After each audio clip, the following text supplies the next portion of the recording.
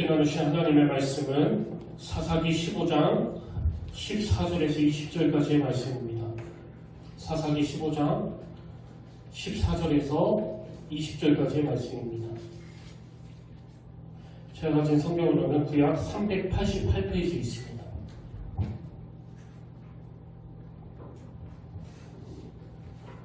사사기 15장 14절에서 20절까지의 말씀입니다.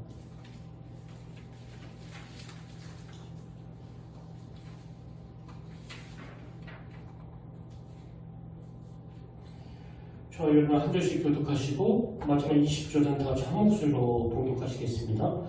삼손이 레이의 이름에 블레셋 사람들이 그에게로 마주나가며 소리 지를 때 여호와의 영이 삼손에게 갑자기 임하심에 그의 팔 위에 밧줄이 불탄 상과 같이 그의 결박된 손에서 떨어진지라. 삼손이 자기의 턱뼈를 보고 손을 내어 그것으로 성명을 이루고 이르되 나귀의 턱뼈로 한 더미 두 더미를 쌓았으며 나귀의 턱뼈로 내가 1000명을 죽였도다 하니라. 그가 말을 마치고 턱뼈를 손에서 내던지고 그것을 아마 레이가 입을 하였더라. 삼손이 심히 목이 말라 여호와께 부르짖어 이르되 주께서 종의 손을 통하여 이 큰 구원을 베푸셨사오나 내가 이제 목말라 죽어서 할례받지 못한 자들의 손에 떨어지겠나이다 하니 하나님이 레이에서 한 큰 곳을 터뜨리시니 거기서 물이 솟아나오니라. 삼손이 그것을 마시고 정신이 회복되어 고생하니 그러므로 그새 이름을 에쿠하브레라 불렀으며 우리 다 읽겠습니다. 블레셋 사람의 때에 삼손이 이스라엘의 사사로 20년 동안 지냈더라. 아멘. 할렐루야. 반갑습니다. 우리 함께 인사 나누기로 원합니다. 참 잘 오셨습니다. 오늘 주님의 놀라우신 은혜가 함께 하시기를 진심으로 축복합니다.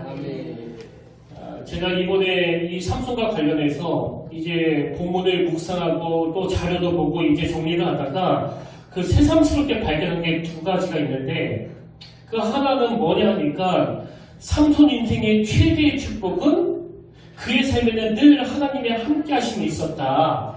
이게 제가 발견한 삼손 인생의 최대의 축복이고요. 그런가 하면 동전의 양면처럼 삼손 인생의 최대의 비극이 뭐냐 하니까 불행하게도 그는 그 사실을 전혀 인식하지 못하는 그런 삶을 살던 인생이었다. 이 두 가지로 딱 요약이 되는 겁니다. 그래서 제가 오늘 그 부분을 함께 살펴보려고 하는데요. 여러분 이 삼손과 관련해서 첫 번째가 뭐라고 그랬습니까? 삼손 인생의 최대 축복은 그의 삶에는 늘 하나님의 함께 하심이 있었다는 겁니다. 우리가 처음부터 쭉 살펴본 내용들이 이거 아닙니까? 사사기 13장 24절 25절에 보니까 그 여인이 아들을 낳음에 그 이름을 삼손이라 하니라. 그 아이가 자라매 여호와께서 그에게 복을 주시더니 소라와 에스다올 사이 마하네단에서 여호와의 영이 그를 움직이기 시작하셨더라. 하나님께서는 삼손이 태어날 때부터 아니요 태어나기 이전서부터 삼손의 삶에 개입하고 계셨다는 걸 성경은 계속 지속적으로 기록하고 있는 거예요. 그러고 하면 지난 시간에 살펴본 것처럼 그 블레셋 여자 외모에 반해가지고 그냥 결혼시켜달라고 떼를 쓰는 그 삼손의 철딱선이 없는 모습이 사사기 14장 1절에서 3절까지 나오는데 아마 유심히 본 분들은 이 문무에게 낫지 않는 사절이 좀 의아했을 거예요. 삼손이 철없는 모습을 기록하고 있는 1절부터 3절 다음에 생뚱맞게 4절에서 이런 내용이 나옵니다.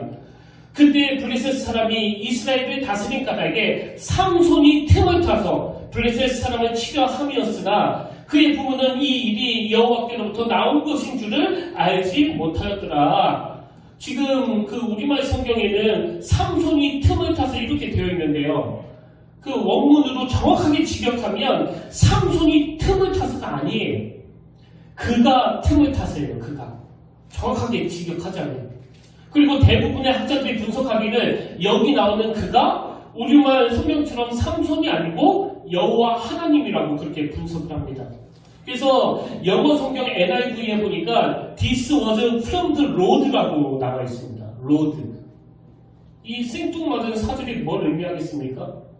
지금 1절부터 3절까지에는 그 겉에 보이는 양상, 그 철딱선이 없는 삼손이 그 원수나라 블레셋 이방 여자랑 결혼하겠다고 떼쓰는 그런 일이 벌어지는 풍경인데 그 이면에는 하나님께서 뭐라고요? 삼손이 틈을 타서가 아니라 하나님이 그 틈을 보고 계시고 있는 거예요. 그럼 하나님이 무슨 틈을 보고 계시느냐? 이 철딱선이 없는 이 미숙한 삼손의 행동 속에 하나님이 틈을 타셔가지고 블레셋을 향하여 공격하는 도구로 쓰시려고, 그 원수 나라를 무찌르는 도구로 쓰시려고 하나님이 계획하고 계시다는 겁니다. 이게 내 인생에 얼마나 감동이 되는지 아십니까? 제 삶을 돌아보면 다 그거예요. 지금까지 제가 목회하면서 저지른 수많은 저의 실수들, 저의 철딱선이 없음, 또 저의 미숙하기 짝이 없는 그런 모습들이 얼마나 많았겠습니까? 근데 하나님은 약하디 약한 저에게 틈을 타서 오히려 성도들로 하여금 그 긍휼한 마음을 베풀어 주시니까 여기까지 제가 무탈하게 오게 된 거 아니겠습니까? 오늘 본문도 마찬가지예요. 15장 15절에 보니까 삼손이 나귀의 새 턱뼈를 보고 손을 내밀어 집어들고 그것으로 1000명을 죽이고 이렇게 나와 있는데요. 제가 본 자료에 의하면 이 나귀 턱뼈는요 대략 한 25cm 정도? 여러분 한번 상상해 보세요. 그 나귀 턱뼈가 크면 또 얼마나 크겠습니까? 이 뼈인데 한 25cm 정도 되고요. 무게가 한 400g? 당연한 거 아닙니까? 이 뼈니까. 그리고 이 나귀는 초식동물 아닙니까? 육식동물이라면 이 턱을 많이 사용하니까 단련이 됐다고 치지만요. 그 풀 뜯어 먹고 사는 나귀 턱뼈를 가지고 싸움터에 나갔다. 1000명을 죽였다. 이거부터가 벌써 말이 안 되는 이야기라는 거예요. 이 턱뼈가 1000명을 죽일 수 있는 도구가 아닙니다. 이게 뭘 의미하겠습니까? 여기 나오는 나귀 턱뼈는요. 하나님의 능력을 보여주기 위한 특별한 하나님의 도구라는 거예요. 삼손이 강에서 무찌른 게 아니고 하나님의 개입하신 그 상징적인 도구가 이 나귀 턱뼈라는 겁니다. 그러고 보면 그 물맷돌도 마찬가지 아닙니까? 여러분 그 어린애가 그 괴물 같은 골리앗하고 싸우려고 하는데 그 돌멩이 몇 개 집어서 나간다는 이게 그 무슨 애 장난치는 것도 아니고 누가 봐도 물맷돌 이게 그 적절한 도구는 아니에요. 싸우기. 뭘 의미합니까? 다윗이 도전장을 던지면 했던 말처럼 나는 만군의 하나님 여호와의 이름으로 나아간다고 하는 그 상징적인 도구가 물맷돌이란 말이에요. 근데 그 물맷돌 속에 하나님의 함께 하심이 개입되니까 골리앗을 때려 눕히는 기가 막힌 도구가 되는 거 아닙니까? 어제 제가 설교를 준비하다가 다시 삼손의 이 삶 속에서 하나님이 어떤 순간에 함께 하시고 어떤 순간에 개입하고 계시는지를 좀 점검해 보고 싶어서 사사기 13장부터 16장까지 다시 그 프린트를 해가지고 책상에 앉아서 이제 그 빨간 펜으로 제가 다시 정리를 해봤는데요. 근데 제가 천천히 말씀을 살펴보면서 하나님이 삼손과 함께 하시는 그 장면마다 빨간 줄을 그어 내려가다가 어제 아침에요. 너무너무 가슴이 뜨거워지는 거예요. 하나님께서 삼손 인생의 그 고비고비마다 순간순간마다 어떻게 함께 하시고 또 어떻게 개입하시고 심지어 이 철딱선이 없게 그 이방 여자한테 빠져가지고 헬멜레에 걸리는 그 순간조차도 하나님이 그 턱뼈를 통해가지고 그 틈을 비집고 개입하시려는 그 모습이 이게 딱 40년 제 모습인 거예요. 제 모습. 제가 처음에는 이 삼손의 일생을 살펴보려고 말씀을 펴들었다가 마음이 너무 뜨거워지는 겁니다. 오늘 이 자리에 서게 되는 이 영광스러운 날이 오기까지 이게 도대체 어떻게 된 인생인가 보니까요. 하나님이 삼손에게 그렇게 하셨던 것처럼 제 인생의 고비고비마다 하나님이 다 개입해 주셨더라고요. 다. 그래서 우리는요. 그냥 뭣도 모르고 그냥 막 사는 존재예요. 솔직히 우리가 계획 있게 삽니까? 되는 대로 막 사는 거 아닙니까? 그냥? 그 이방 여자가 아니라는 그것만 빼고는 외모 보고 결혼한 거 저도 그렇고 다 마찬가지 아닙니까? 제가 뭘 알아가지고 그 우리 아내를 만나가지고 초스피드로 결혼을 했겠냐고. 솔직히 외모 보고 했습니다. 또 그것 때문에 많은 대가지 부르지. 내가 지금 무슨 얘기야? 뭣도 모르고 그냥 결혼도요. 우리가 알고 있습니까? 알 정도로 나이가 들은 것도 아니고요. 그냥 막 한 거야, 막 한 거. 그래가지고 어떤 분은 뭐 이렇게 가정이 깨져가지고 이혼도 하고 아픔도 겪고 뭐 다 이런 거 아닙니까? 근데 하나님은 저처럼 그냥 초스피드로 결혼을 했는데 마침 이렇게 좋은 여자를 만나가지고 이렇게밖에 이야기할 수 없는 저를 이해해 주시라고 했습니다.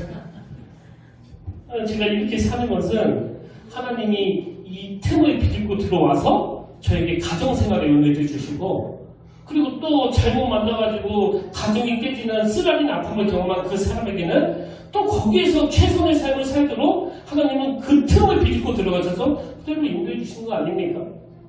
여러분도 다 아시다시피 이 다윗은요 양을 지켜야 되는 양치기니까요 그 사나운 짐승들로부터 양을 보호하려는 이 물맷돌이 편하니까 그렇게 연습을 한 거지 자기가 뭐 인생의 큰 그림을 그리고 반드시 언젠가 이 물맷돌이 이 나라를 위해서 쓰여질 거라고 그래서 이 물맷돌 연습을 한 게 아니잖아요. 그 맹수를 맨손으로는 이길 수 없으니까 또 급하니까 그 물맷돌을 돌렸는데 하나님은 그 틈을 비집고 들어가셔서 다윗의 생업, 그 양 지키는 일에 사용했던 그 도구를 나라를 지키는 도구로 사용하시는 거예요. 그래서 여러분 저처럼 집에 가시면요 사사기 13장부터 16장까지 쭉 읽어보시면서 삼손에게 어떨 때 개입하셨는가를 점검하시면서 여러분 삶을 한번 대입해보세요. 어제 제가 너무나 가슴이 뜨거워졌던 게 여러분 혹시 그 신학 용어 중에서 통전적이라는 용어를 아시는지 모르겠는데요. 이 통전적이라는 표현은 주로 하나님이 언제 어떻게 일하실지 모른다. 이 통전적으로 일하시는 하나님을 표현할 때 쓰는 용어거든요. 근데 이 표현 그대로 하나님이 제 인생에 얼마나 놀랍게 일하셨는지 뭐 여러분 다 아시잖아요. 지난 2년 동안에. 어려운 목회 경험 하나도 없는 제가 이 풍성한 하나님의 은혜를 얼마나 많이 누렸습니까? 안 그래도 목회 경험도 부족한데 그 교회 행정까지 미숙하면 안 되니까 하나님이 그 신학교 가기 전서부터 이 회계학을 전공시켜가지고 그 행정적으로 아무 어려움 없이 목회를 하게 하시고 뿐만 아니라 오늘 우리 교회 모든 성도님 전부 다 저에게는 너무너무 소중한 제 약점을 보완해주는 믿음의 동역자들을 만나게 하셔가지고 지금까지 이 목회를 이어가게 하신다는 이게 이 통정적으로 일하시는 하나님이 아니고서는 절대 그 불가능한 일 아닙니까? 그런 의미에서 여러분 우리는요 애시당초 통정적으로 삶을 영위할 실력이 없는 자들이에요. 그냥 막 사는 거 아닙니까 그냥? 제가 아직도 잊혀지지 않는 게 예전에 저 고등학교 다닐 때 집이 망해가지고 그 남들 다 가면 그 대학교도 못 가고 그냥 일만 했다고 말씀드리지 않았습니까? 하루는요 낮에 힘들게 식당에서 서서 설거지하고 또 저녁에 그 농수산 시장 가가지고 트럭에 야채, 과일 뭐 이런 거 옮기는 그 상하차를 하고 집에 왔는데 저희 어머니가 막 안쓰러워하시면서 이런 말씀하시더라고요. 지금 한참 공부할 나이인데 이 못난 엄마, 못난 아빠 때문에 대학교도 못 가고 니들 고생만 시키는 것 같아서 너무 미안하다. 근데 제가 20살 때 어머니에게 뭐라고 말씀드렸는지 아십니까? 엄마, 지금 이렇게 고생하는 거 하나님이 나중에 다 간증거리라고 쓰라고 주시는 거니까 우리한테 너무 미안해하지 마세요. 이 어린 나이에 뭐 너무 기특한 거 아닙니까?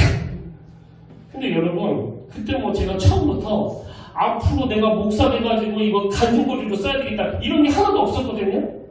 그냥 아들 입장에서 어머니가 너무 미안해 하시니까 제가 이론적으로 알고 있는 걸 말씀드리는 것 뿐인데 여러분 그 말이 실제적으로 다 이루어지지 않았습니까? 이거 이루어질 줄 누가 알았겠냐고요. 다윗이 양을 지켜야 되니까 그 물맷돌을 던진 것처럼 하나님께서는 통정적으로 내 인생에 개입해 주시고 그 틈을 비집고 들어오셔서 나의 그 쓰라린 아픔, 그날의 그 절망적이었던 내 눈물, 이 모든 것들을 재료로 해가지고 우리로 하여금 합력하여 선을 이루는 그 은혜의 자리로 인도하시는 줄 믿으시길 바랍니다. 그런가 하면 두 번째로 삼손 인생의 최대 비극이 뭡니까?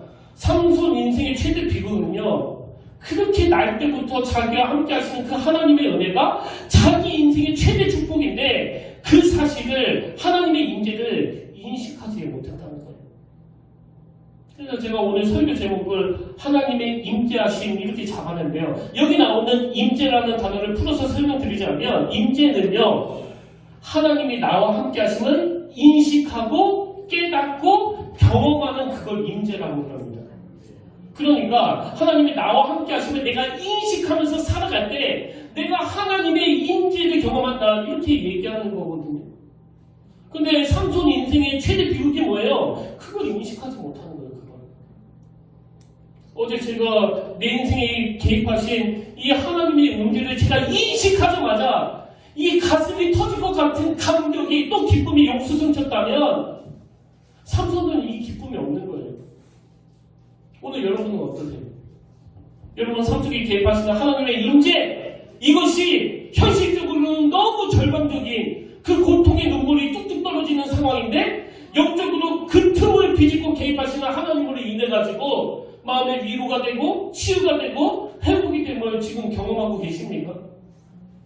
시편 109편 4절에 보면 여호와와 그의 능력을 구할지어다 그의 얼굴을 항상 구할지어다. 지금 여기 보니까 두 가지를 구하는데 그 첫 번째가 그의 능력을 구할지어다. 그리고 바로 이어서 나오는 게 그의 얼굴을 구할지어다인데요. 히브리식 표현으로 여기 하나님의 얼굴을 구한다는 건 하나님의 임재를 구한다는 뜻이거든요. 뭘 의미합니까? 하나님이 주시는 그 손에 들려진 떡. 하나님 이것도 응답해 주시고 저것도 응답해 주시고 이 위기도 피하게 해주시고 저 고난도 피해 주시고 이렇게 기도를 하고 나면 그 다음에 그 떡 주신 그 하나님의 얼굴 그 하나님의 임재를 같이 구해야 되는데 우리는 후자는 안 구해요. 이 떡만 주시면 이 떡을 누가 줬는지는 중요하지 않아요. 뭐 부처님이 주시던 아르라시든 주시던 그게 뭐가 중요해요. 이 떡이 얻었다는 게 그게 중요한 거지. 근데 하나님이 우리에게 원하시는 건 네 손에 무엇이 들었는지도 중요하지만 그걸 누가 주셨는지도 아는 게 더 중요하다는 거예요. 이게 그의 능력을 구하고 그 다음에 그의 얼굴을 구하라는 하나님의 말씀 아닙니까? 그런 면에서 우리가 오늘 회개해야 될 게 뭐예요? 이 삼손과 비슷한 패턴의 삶을 사는 거. 삼손은 하나님이 주신 그 능력에만 관심이 있었지 그 능력의 원천인 하나님의 임재 함께 하시는 그 하나님의 얼굴을 구하는 건 실패이기 때문에 그렇게 풍성한 은혜를 누리면서도 삼손은 별로 행복하지 않은 그런 인생을 보냈다는 거 아닙니까? 여러분 전에 한번 나누었던 창세기 45장 5절에 나오는 요셉의 이 고백을 한번 보세요. 당신들이 나를 이곳에 팔았다고 해서 근심하지 마소서 한탄하지 마소서 하나님이 생명을 구원하시려고 나를 당신들보다 먼저 보내셨나이다. 여러분 이 요셉의 고백 속에 담긴 그 물밀듯 밀려오는 기쁨이 느껴지십니까? 뭐 김정은처럼 그냥 복수하기 위해서 암살자 보내고 형제들 다 죽이는데 내 권력 막 발휘하는 이게 정말 행복한 일일까요?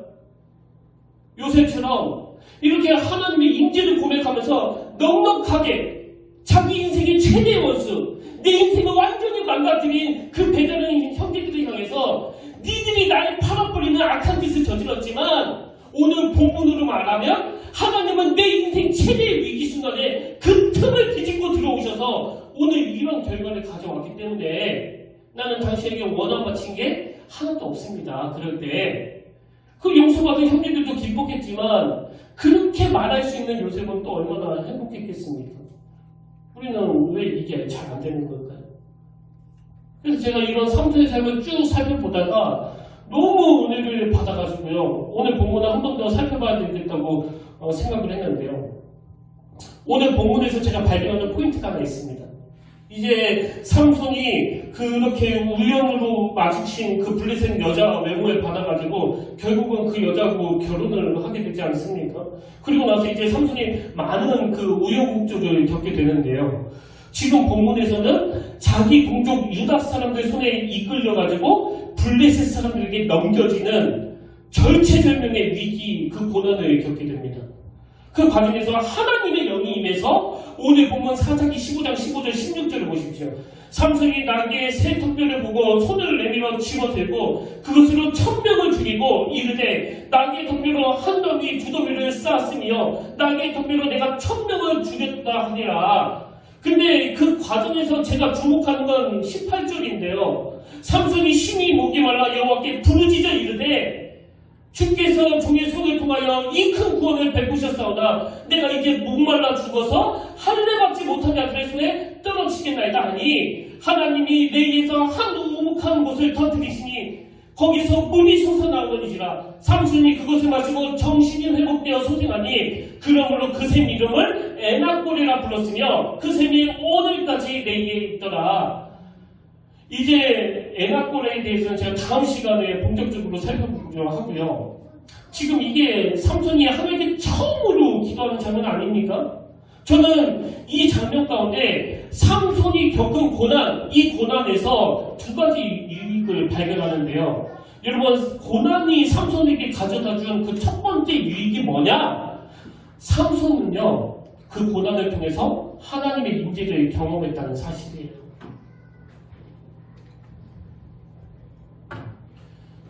자, 삼손이 하나님께 처음 기도하는 장면 18절을 다시 보십시오. 삼손이 심히 목이 말라 여호와께 부르짖어 이르되 삼손이 심히 목이 말라 여호와께 부르짖어 이르되 이게 지금 태어나가지고 지금까지 그 함께 하셨던 하나님을 인식하지 못하고 하나님께 한 번도 부르짖지 않던 삼손이 처음으로 하나님을 인식하고 하나님께 부르짖는 장면이에요. 이게 바로 고난이 주는 유익이에요. 고난이 주는 유익. 그리고 하면 두 번째로 발견하는 유익은 뭐냐? 여러분, 삼손은요 그 고난을 통해서 드디어 자기가 하나님의 종이라는 것을 그 신분의식을 깨닫게 됐다는 겁니다. 18절을 다시 보십시오. 삼손이 심히 목이 말라 여호와께 부르짖어 이르되 주께서 종의 손을 통하여 이 큰 구원을 베풀으시사오나. 지금 목말라 죽을 것 같은 그 고난 속에서 삼손은 처음으로 주의 종이라고 하는 자기 정체성을 드러내고 있다는 사실이에요. 근데 저는 이 구조를 묵상하면서요, 정말 마음에 탄식이 나오는 겁니다. 마음에. 현실적으로 한국교회에 크리스찬들이 이렇게 많은데, 현실적으로 한국교회에 목사, 전도사 이렇게 많은데, 그리고 밤에 그 높은 곳에 올라가서 보면은 빨간 십자가로 온 영토를 다 점령한 것 같은데, 그런데 왜 실질적으로 삶 속에서 하나님의 임재하심을 누리면서 사는 사람들은 이렇게 적은 건가? 여러분, 솔직히 우리가 다 삼손 아닙니까? 삼손? 아닙니까? 태어나 보니까 아버지가 목사고 장로고 모태신앙이고 그래서 습관적으로 교회는 다녔지만 우리가 어릴 때부터 이 삼손처럼 하나님이 개입하시는 삶, 하나님이 함께 하시는 삶, 내 실수를 통해, 내 아픔을 통해 그 틈을 비집고 들어오시는 그 하나님의 역사하심을 우리도 삼손하고 똑같이 못 느끼고 사는 거 아닙니까? 못 느끼고. 그걸 못 느끼고 목회를 하니까 교회가 이렇게 무기력하고 그걸 느끼지 못하고 설교를 하니까 그 흠잡힐 내용은 하나도 없는데 아무런 은혜가 전달되지 않는 거. 여러분, 혹시 그거 아십니까? 똑같은 본문으로 설교를 해도요, 제가 영적인 상태에 따라서 설교가 다 다르게 나옵니다. 여러분 잘 못 느끼시겠지만 그 피아노를 치는 연주자만이 느낄 수 있는 느낌이 있는 것처럼 저만 느끼는 게 있거든요. 오늘 설교 속에 하나님의 임재가 녹아난다면 내용이 아무것도 없다고 하더라도, 설교 분량이 너무나 적다고 하더라도 그 사람의 인생을, 그 사람의 생각을, 그 사람의 내면 세계를 송두리째 변화시키는 그 능력의 말씀이 되는 거고요. 내용적으로 조금 더 부족한 게 없는 설교인데 이 하나님의 임재가 그 설교 속에 녹아있지 않는다면 이 예배는 그냥 강의 듣는 것과 똑같은 거예요. 그래서 저는 오늘 설교 준비를 하면서, 그리고 예배를 시작하기 전에 여기 앞에 무릎 꿇고서 하나님께 매달릴 수밖에 없는 겁니다. 하나님, 오늘도 이 현장에서 일하시는 그 하나님을 우리가 목도하기 원합니다. 하나님 임재하여 주시옵소서. 여러분, 설교도요, 얼마나 세련되고 얼마나 풍성하게 잘하는가 이게 중요한 게 아니고, 설교는 현장성이에요. 현장성. 그 설교 속에 개입하시는 성령님의 은혜를 내가 사모하고 내가 갈망하고 또 실질적으로 임재하신 그 하나님을 내가 경험하는 것, 그게 예배의 궁극적인 목표라면 오늘 한국교회 성도들은 이렇게 많은데 십자가를 통하여 구원받은 사람은 이렇게 많은데 왜 이렇게 우리는 하나님의 임재를 잘 느끼지 못하고 신앙생활을 하는가? 여러분 삶 속에서 하나님의 임재가 잘 느껴지지 않고 무늬만 크리스찬이고 임재가 뭔지도 모르고 위기 속에 개입하시는 하나님이 뭔지 한 번도 경험하지 못하고 그러면요 차라리 고난을 구하세요. 고난을. 왜? 삼손을 보니까 목이 칼에 죽을 것 같아요. 자기 힘으로는 1000명을 죽일 수 있지만 그 외부의 적은 1000명을 죽일 수 있지만 이 내부의 목마름은 해결할 수 없는 이 인생의 비참함을 깨달을 때 그때야 비로소 하나님께 부르짖고 하나님의 임재를 경험하게 됐으니까 죄송하지만요 전 정말 마음으로 사모한 게 이거예요. 너무너무 죄송하지만 하나님 우리 성도님들이 하나님의 임재하심을 경험하지 못한다면 기꺼이 고난을 주시길 원합니다. 고난을. 아버지 이놈의 설교라는 게 맨날 그 고난 피하는 방법이나 가르치고 광야 피하는 방법이나 가르치고 그러다 보니까 그냥 매끈하게 목회는 할 줄은 몰라도 그 고난을 통과하지 못한 자들이 이 삼손과 같이 하나님의 임재가 뭔지도 모르고 교회를 다니는 이런 꼴이 된 것 같아서 하나님 우리 성도님들에게 필요하시다면 고난을 허락해 주시길 원합니다. 그런가 하면 어제 제 마음에 불타오르듯이 떠오르는 게 그 소원이 하나 있었는데 그게 뭔지 아십니까? 이미 고난 중에 계신 분 지금 너무너무 힘들고 숨이 막히는 그 고난 중에 계신 분들이 이 자리에 계시다면요 하나님 저들이 고생은 고생대로 하고 삼손처럼 임재의 기쁨은 전혀 못 누리는 그런 비참한 결과가 아니라 기왕 눈물이 쏟아지는 그 고난이 삼손처럼 하나님의 임재를 경험하는 도구가 되게 하여 주시옵소서. 기왕 고난 중에 있다면 그 고난을 통해서 이 신분의식 나는 절대 망하지 않는다고 하는 나는 하나님께 사명을 받았다고 하는 그 사명자로 하는 이 신분의식을 이 고난의 눈물을 흘리는 가운데 깨닫게 되기를 원합니다. 말씀을 준비하는 내내 마음이 계속 뜨거워졌어요. 한편으로는 너무 냉랭하게 신앙생활하는 분들에게는 아버지 고난 좀 주세요. 고난 좀. 오죽하면 이런 생각을 하겠습니까? 여러분 목회자들도요. 그 고난을 통과하지 않고 목회를 하기 때문에 다 약해 빠진 거예요. 약해 빠진 거. 제가 보면 저를 위해서 그 목사들 중에서 그 악한 사람은 그렇게 많지 않아요. 여러분 생각보다. 그렇게 악한 사람들은 많지 않아요. 근데 약해 빠진 목사들이 너무 많은 게 한국교회의 비극 아닙니까? 왜? 고난을 경험해 봤어야지 고난을.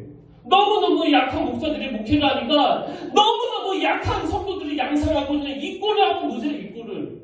억장이 무너지는 일 아닙니까?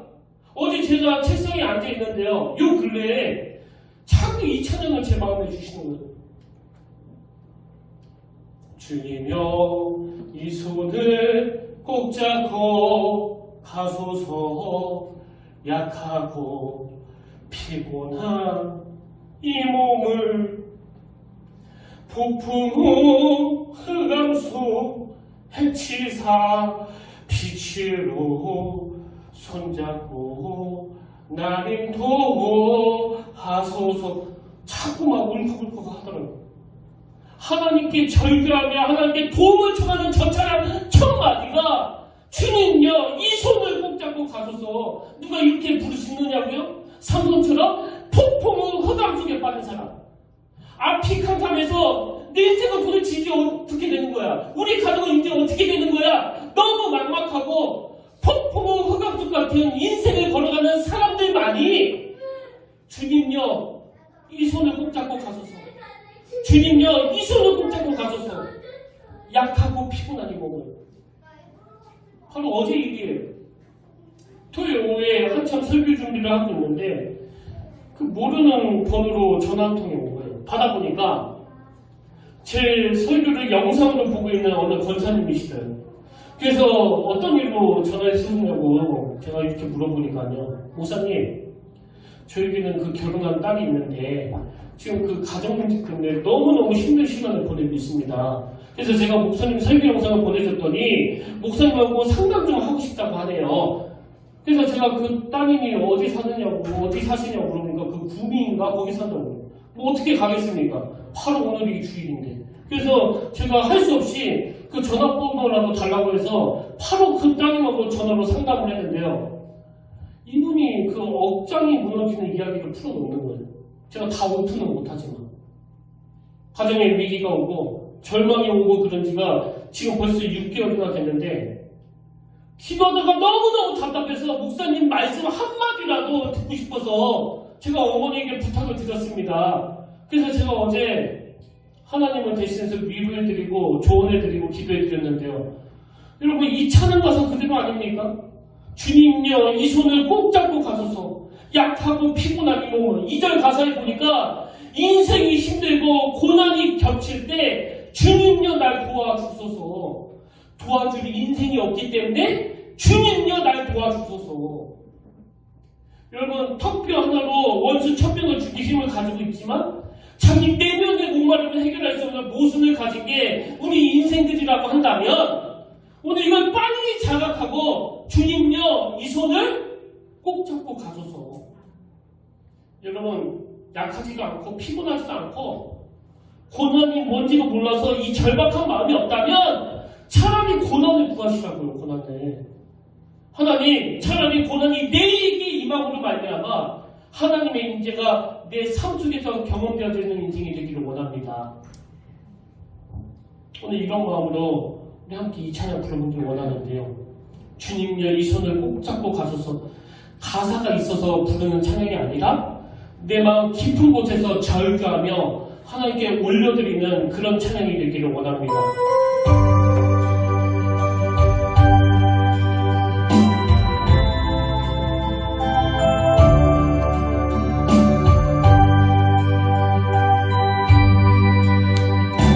함께 찬양합니다.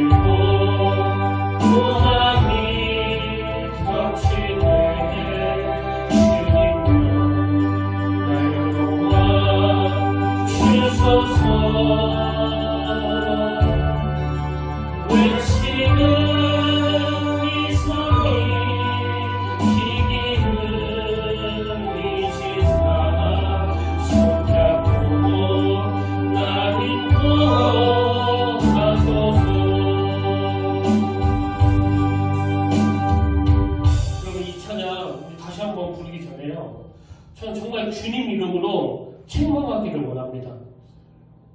왜 그렇게 신앙생활을 하세요? 그렇게 오래 교회 다니면서도 하나님의 임재가 뭔지도 모르고 절망할 때 위기 속에 하나님이 어떻게 개입하신지도 모르고 그렇게 살으셔야 되겠습니까? 절박하게 구해야 되는 건 하나님 손에 들려진 떡덩어리가 아니에요. 저는 오늘 여러분들이 정말 하나님의 얼굴을 구하기를 원합니다. 아버지 나는 하나님의 얼굴이 어떻게 생긴지 모릅니다. 경험을 못 해봐가지고 하나님 차라리 고난을 통해서라도 하나님의 임재를 경험하길 원합니다. 그러면 지금 여기 고난 중에 계시는 분, 그 자매처럼 오늘 하나님의 위로가 필요하고 치유가 필요하신 분, 그런 분들이 계시다면 이런 소원이 마음에 있었으면 좋겠습니다. 하나님 지금 내가 겪은 이 고난이 내게 손을 내미시는 하나님을 발견하는 그 주님의 손을 붙잡는 시간이 되기를 원합니다. 주님요 내 손을 꼭 잡고 가소서. 우리 이런 소원을 마음에 담아가지고요 이 찬양 한 번 더 찬양하기를 원합니다.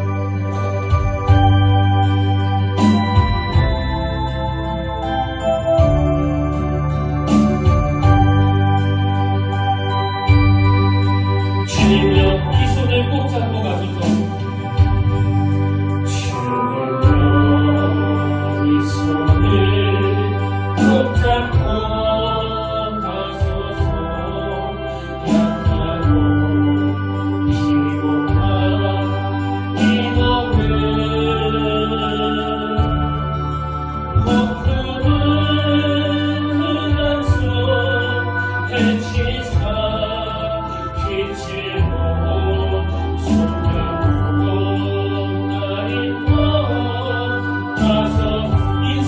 힘들고 고난이 겹칠 때 인생이 힘들고 고난이 겹칠 때 주님여 날 도와 주소서 외치는 이 소리 기쁨을 비치사 손잡고 나 믿고 하소서. 아멘. 사랑하신 하나님 아버지, 이 손을 꼭 잡아 가주시길 원합니다. 약하고 피곤한 이 몸을 주님 이 손을 꼭 잡고 가주시길 원합니다. 하나님 아버지, 오늘 주님을 의지하는 마음으로 주님의 얼굴을 구하는 마음으로 이 자리에 섰습니다. 하나님 도와주시옵소서. 도와주시옵소서. 하나님 아버지, 이 손을 꼭 잡고 가주시옵소서. 주님의 옷자락이라도 잡고자 하는 그 절박한 심정으로 주님 앞에 나아갑니다. 주님의 옷자락이라도 잡고자 하는 그 간절한 마음으로 이 자리에 나왔습니다. 아버지, 주의 옷자락만 맡았을 뿐인데 늘 새롭게 하시는 그 은혜를 우리에게 허락하여 주시길 원합니다. 마음을 살피시는 이가 하나님이시오니 하나님, 오늘 우리의 상한 마음을 만져주시고 우리의 연약함을 통해 그 틈을 비집고 들어오시는 하나님의 인재를 경험하도록 은혜를 더하여 주시옵소서. 그 은혜의 길로 인도하여 주실 줄 믿사오며 예수님 이름으로 기도드립니다. 아멘. 광고는 주부를 참조하시고요. 우리 다 같이 이제 일어나셔서 힘들고 지쳐 낙망하고 넘어져 일어날 일 전혀 없을 때, 나에게 실망하며 내 자신 연약해 고통 속에 눈물을 흘릴 때 우리 이 순간을 기억하시면서 함께 이 찬양 불러보기를 원합니다.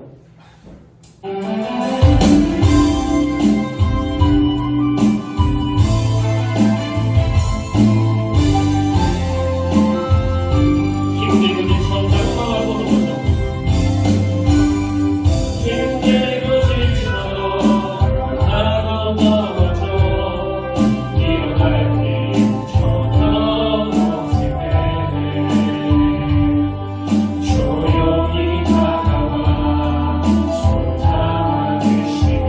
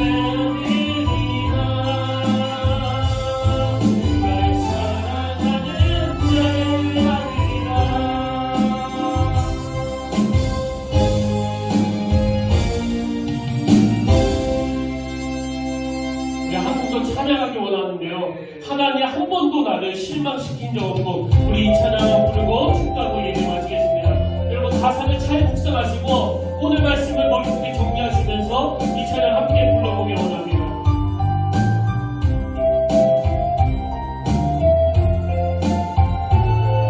하나님 한 번도 나를 실망시킨 적 없으시고 하나님 한 번도 나를 실망시킨 적 없으시고 언제나 공평한 은혜로 나를 지키셨네.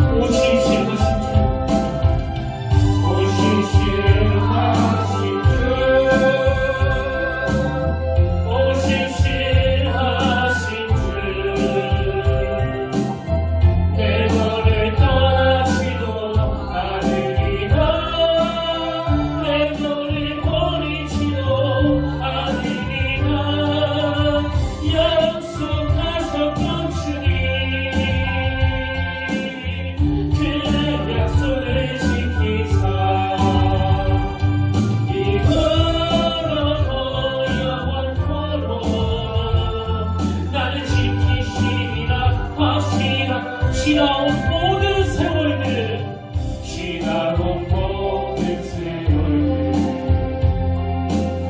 돌아오고 그 어느 것 주의 손길 안 미친 것처럼 오심실하신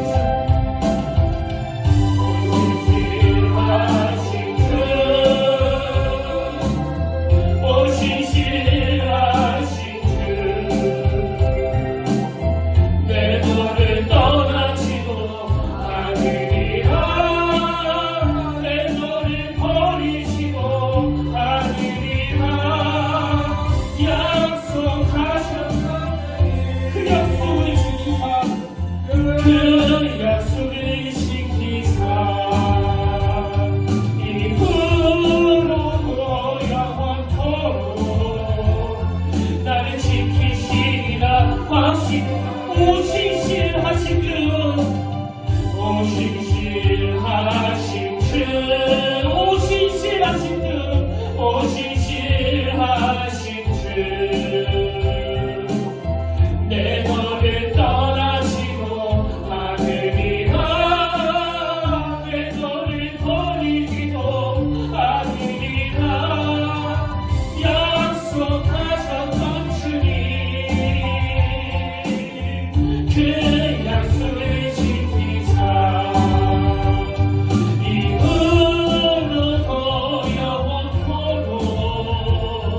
나를 지키시리라 확신하네. 아멘. 고마우신 하나님 아버지, 이렇게 주의 종들을 불러 모아주시고 오늘 우리들의 상함을, 우리들의 아픔을, 우리들의 눈물을 외면치 않으시는 그 하나님을 대명케 하신 거 감사드립니다. 오 신실하신 하나님, 내가 위기를 만날 때, 내가 고독할 때, 내가 외로울 때, 내가 아플 때 한결같이 내 너를 떠나지 아니하리라, 내 너를 버리지 아니하리라, 그 은혜의 자리로 이끌어주신 하나님 감사드립니다. 하나님 오늘 우리가 지난 시간을 되돌아보면서 그 유난히 아팠던 순간들 찾아보려고 했는데 가정이 깨지고 대인관계에 상처가 생기고 직장에서 어려움이 있고 그래서 맨날 억울하고 맨날 분하고 아버지 저도 우둔해서 그것만 보고 살았습니다. 근데 오늘 말씀을 통해 보니 내가 못 보고 있었던 게 하나 있었습니다. 그 틈을 비집고 계신 하나님, 삼손의 그 철딱선도 없는 모습 속에서도 비집고 들어오셔서 일하시는 하나님, 하나님 오늘 내가 거기까지 보기를 원합니다. 그래서 오늘 이 예배가 내 필요를 위한 무인 예배가 아니라 하나님의 임재를 회복하는, 하나님과의 관계가 회복되는, 하나님이 오늘도 내 실수, 내 아픔, 내 상처를 비집고 들어오셔서 일하고 계심을 내가 영안으로 볼 수 있는 그런 예배, 그런 성도들이 모인 교회가 되게 하여 주시옵소서. 특별히 다음 주 추수감사절 나와 함께 하신 하나님께 감사를 올려드리는 복된 주일이 되도록 아버지 한 주간 받은 복을 세워보는 성도들이 되게 하여 주시옵소서.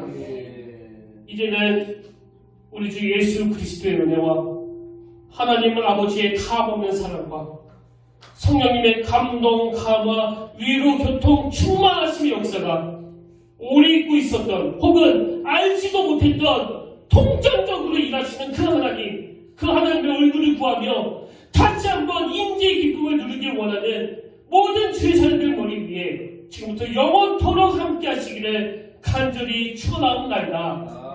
아멘.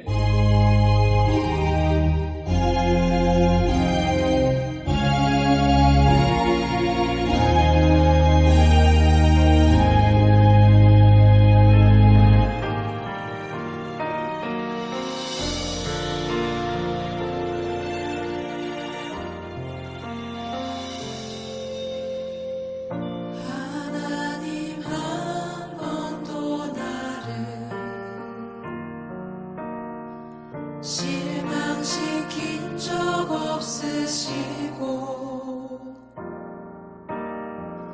언제나 공평과 은혜로 나를 지키셨네.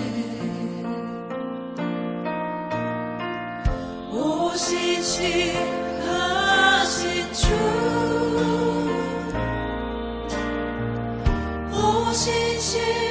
오신실하신 주 내 너를 떠나지도 않으리라 내 너를 버리지도 않으리라 약속하셨던 주님 그 약속을 지키사 이후로도 영원토록 나를 지키시리라 확신하네. 지나온 모든 세월들 지나온 모든 세월들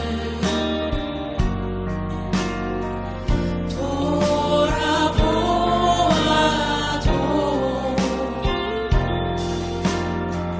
그 어느 것 하나 주의 손길 안 미친 것 전혀 없네.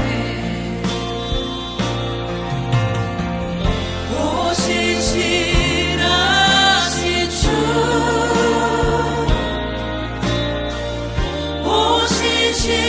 오신실하신 주 내 너를 떠나지도 않으리라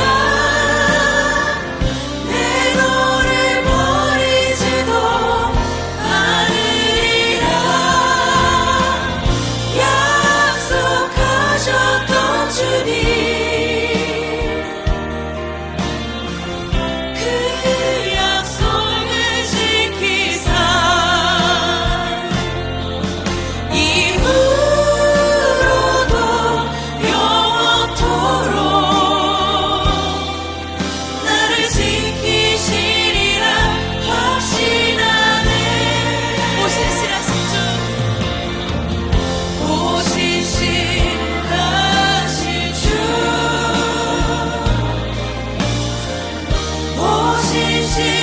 오신실하신 주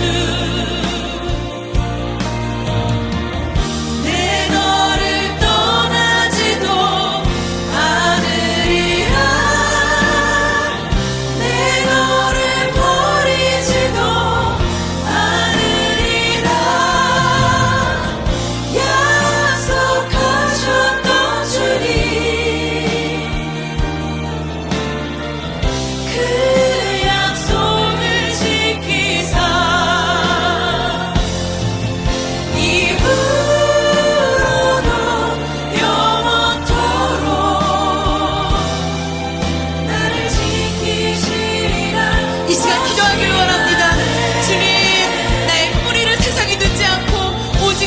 되신 그 말씀 가운데 오직 생명이 내가 온전히 투게 하길 원한다라고 했어요. 기도하며 나아갑시다.